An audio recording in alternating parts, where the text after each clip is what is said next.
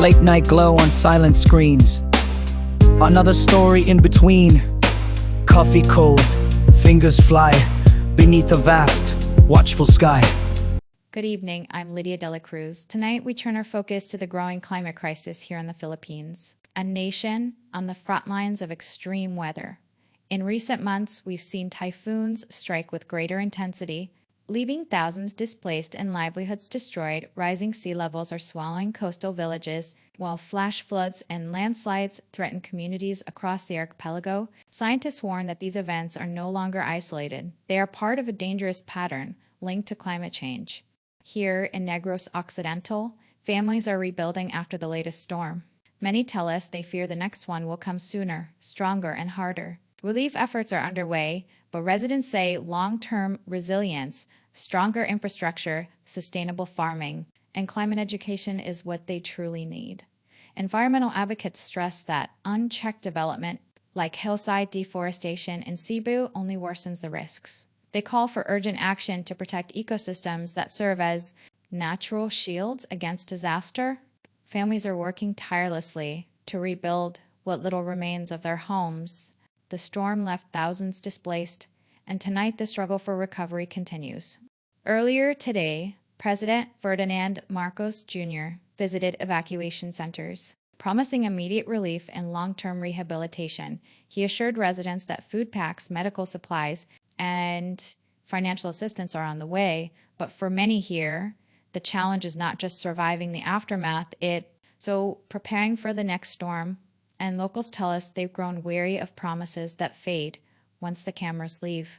Relief distribution has begun, but logistical hurdles remain. Some barangays are still isolated due to landslides and damaged roads. Volunteers say reaching these communities requires hours of trekking through mud and debris. Aid workers stress that without sustained government coordination, and vulnerable families risk being left behind. We spoke with Maria, a mother of 3 who lost her home to floodwaters. She says her children are sleeping on mats in a crowded evacuation center with little privacy and limited food. We're grateful for the help, she tells us, but what we really need is a safe place to rebuild. Stories like hers echo across the province. Experts warn that recovery must go hand in hand with resilience. The Philippines faces an average of 20 typhoons a year, and climate change is intensifying their impact. Stronger infrastructure, early warning systems, and sustainable farming practices are critical to reducing future losses.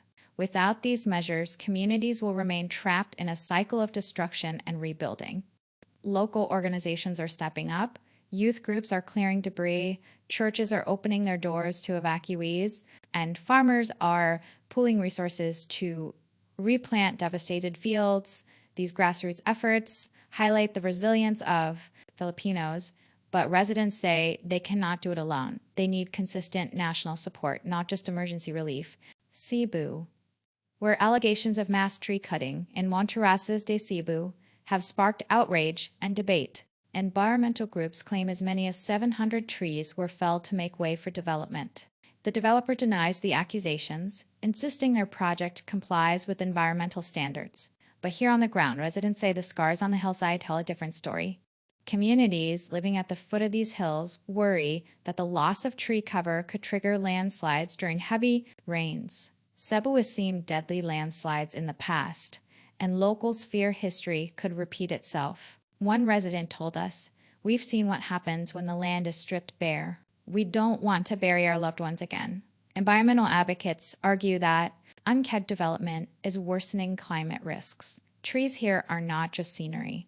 They stabilize soil, absorb rainwater, and protect communities from disaster.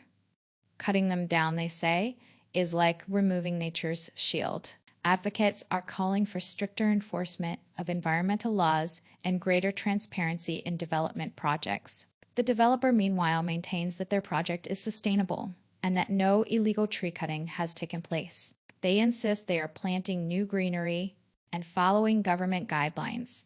But critics question whether replanting can truly replace mature trees that have stood for decades. Experts warn that Cebu's rapid urban expansion is colliding with fragile ecosystems. Dr. Alina Santos, an environmental scientist, explains that hillside developments often increase runoff, destabilize slopes, and magnify flood risks. It's not just about one project, she says. It's about the cumulative impact of development. Across the region, local leaders are now holding community consultations, demanding accountability and safeguards. Residents want assurance that their safety will not be sacrificed for profit. Some are calling for independent investigations to verify whether tree cutting occurred and to assess the risks posed by ongoing construction. As Cebu continues to grow, the challenge is clear: how to balance progress with preservation. For families living beneath these slopes, the stakes are not abstract. They are life and death. Tonight, the debate over trees is really a debate over the future of Cebu's communities. We bring you to Palawan, where the Philippine Navy has recovered suspected Chinese rocket debris, off Tabataha Reef, a UNESCO World Heritage Site known for its pristine marine ecosystem. What might seem like a technical incident is quickly becoming a flashpoint in the ongoing maritime tensions between Manila and Beijing. Officials say the debris was found floating near the reef, raising concerns about both environmental damage and national security. The Navy has secured the material for investigation, but questions remain. How did it get here? And what does it mean for Philippine sovereignty? Fisherfolk in Palawan tell us they are worried. One fisherman explained, "We already face harassment at sea now. Debris is falling into our waters. What's next?" For communities that depend on the ocean for survival, these incidents are more than geopolitical headlines. They are daily threats to livelihood and safety. Marine scientists warn that rocket debris can contain hazardous materials, posing risks to coral reefs and marine life. Tabataha Reef is one of the Philippines' most treasured ecological sites, home to hundreds of species. Any contamination here could ripple across the fishing industry and tourism economy. This recovery comes amid heightened tensions in the South China Sea. Philippine officials have repeatedly accused Chinese vessels of aggressive maneuvers near disputed waters. Analysts say the debris incident underscores the broader challenge: how to protect national territory while navigating complex diplomatic ties. The Department of Foreign Affairs has yet to issue a formal statement, but sources suggest Manila may raise the matter through diplomatic channels. China has not confirmed ownership of the debris, though similar rocket launches have been reported in recent months.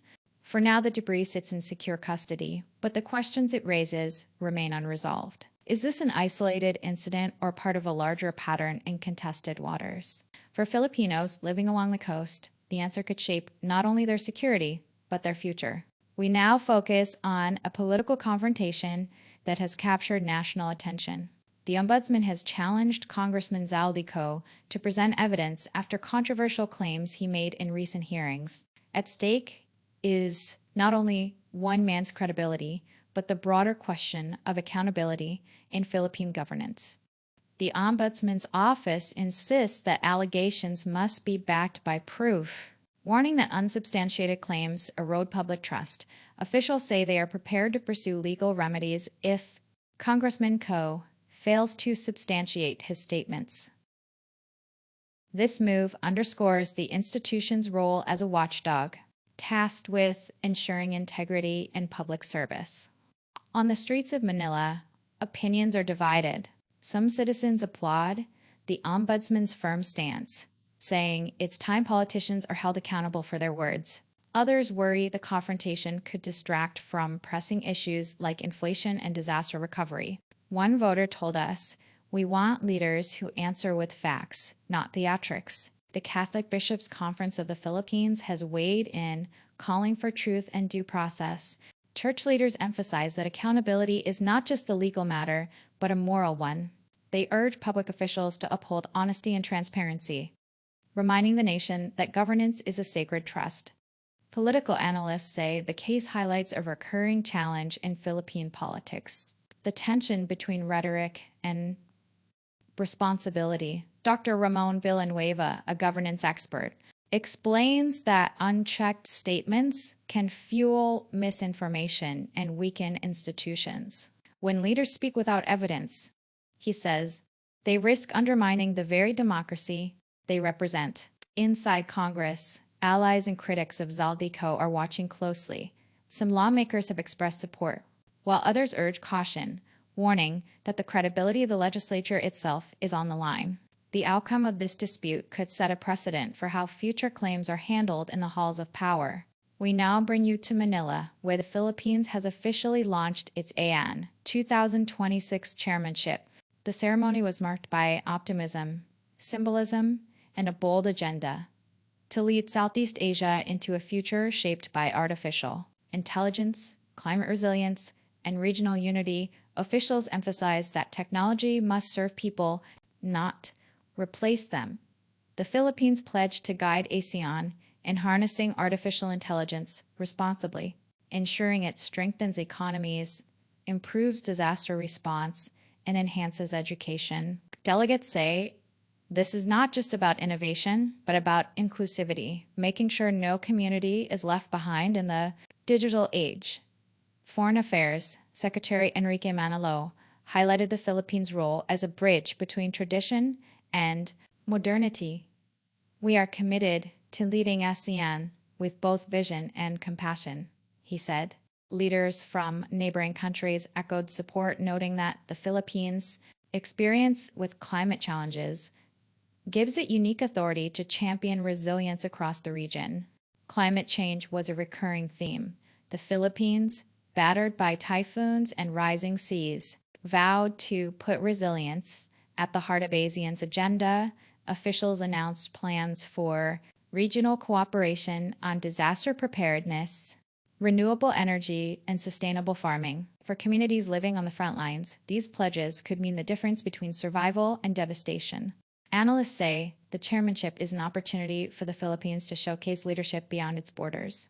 Dr. Liza Ramos, a regional affairs expert, explained ASEAN is facing complex challenges, from geopolitical tensions in the South China Sea to economic recovery after the pandemic. The Philippines must balance diplomacy with innovation, and that will define its success. Youth voices also took center stage. Student representatives called for ASEAN to prioritize education and digital literacy, warning that without investment in skills, the promise of artificial intelligence could become a threat rather than a tool. Their message was clear. The future belongs to the next generation, and they want a seat at the table. As Cebu continues to grow, the challenge is clear: how to balance progress with preservation. For families living beneath these slopes, the stakes are not abstract. They are life and death. Tonight, the debate over trees is really a debate over the future of Cebu's communities. As the confrontation unfolds, Filipinos are reminded that accountability is more than a slogan. It is the foundation of democracy. Whether this case ends in vindication or censure, the message is clear. Words carry weight, and leaders must answer for them. As the Philippines steps into this leadership role, the stakes are high, from technology to climate, from diplomacy to youth empowerment. The nation is pledging to guide ASEAN through both challenges and opportunities. For Filipinos, it is a moment of pride, and for Southeast Asia, a test of unity in uncertain times. As night falls here in heart of the Philippines, families brace for uncertainty. Recovery is underway, but the road ahead is long and steep. For many, the hope is not just to rebuild, but to build stronger, safer communities that can withstand the storms yet to come. This is Lydia Dela Cruz reporting from the heart of the recovery effort. Pagpalain ka ng Diyos. Have a nice evening.